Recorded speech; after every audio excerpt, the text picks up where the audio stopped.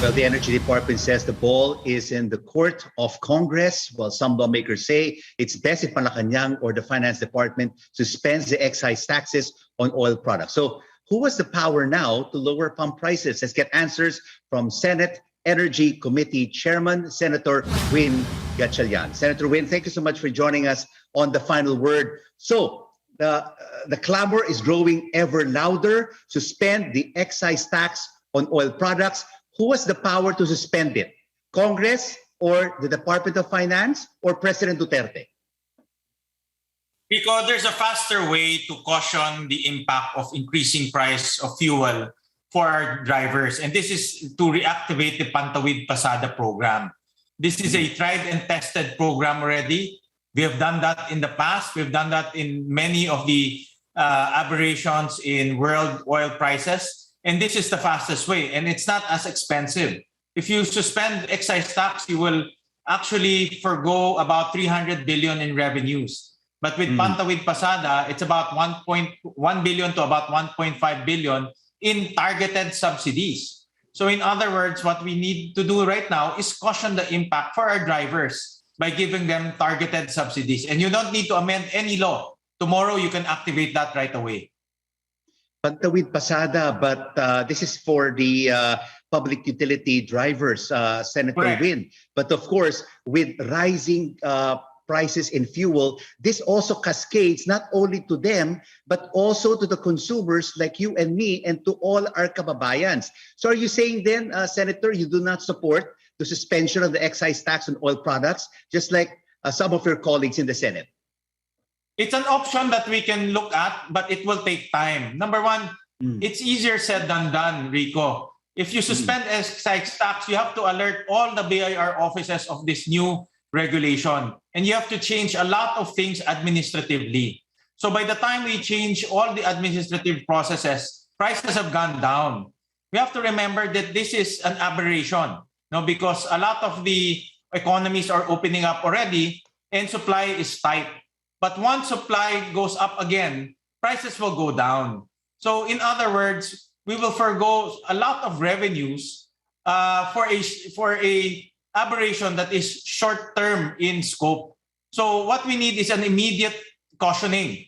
So the Pantawid Pasada has been effective in the past. It's not administratively problematic because all you need to do is give 1.5 billion and the drivers can now go and get their cards and get relief to about 10 pesos per fare. So my point of the matter is, what can we do immediately? Touching the law will take time, as you know it. Doing it administratively will take time also because DOF will study it, Malacañang will study it, and by the time we approve it, prices have gone down already. What we need is, what relief can we give them immediately?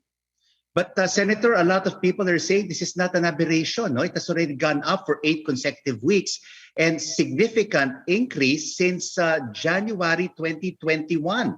And if you look back at history, because we're coming back from a low base and the economies are starting to open up, we could even see oil prices, as some analysts are saying, at 90 or even beyond $100 per barrel. And this will certainly impact a lot of our kababayans who still do not have jobs and are struggling during this ongoing pandemic, which we do not know until when it would last. And a lot of micro, small, and medium enterprises are either closing shop, trimming their operations. It might not be a Merry Christmas for many of our Filipino kababayans. We have to study suspending taxes, Rico, because this will impact our revenue collection.